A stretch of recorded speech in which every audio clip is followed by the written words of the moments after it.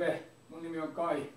Mä olen rakentanut tommosen 5-akselikoneen, kun mulla olisi kauhean hinku päästä 5-akselikoneelle töihin. Ja kun aina sanotaan, että ei taideta kokemus riitä, niin mä ajattelin, että mä rakennan tommosen 5-akselikoneen ja opettelen tekemään 5-akselityöstöratoja. Niin siinä se peli nyt sit on. Ja tuolla on se lapsen laatikko tuolla pöydän alla, kun hoitaa ohjausta. Ja delta-servot on siellä, ohjaimet siis. Ja servomoottorit on akselien päissä. PC:llä hoidetaan ohjaus, siinä Mäkki 3 ohjauksena ja sillä Mastercamin X8 on tehty niitä työstöratoja ja mä tosta näytän teille sitä pikkusen paremmin.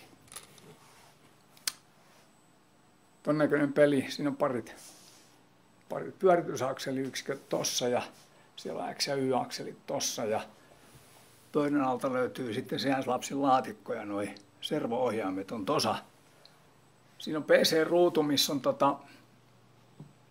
näkyy vain 4 akselia, mutta tuolta saadaan 5 näkyviä. Kyllä siinä kaikki 5 akselia on. Ja tässä on tämmöinen käsikappale, millä mä pistän palikan tuosta pyörimään, että pannaan skara pyörimään ja painetaan starttia, niin siitä se lähtee jauhamaan palikkaa. Noin.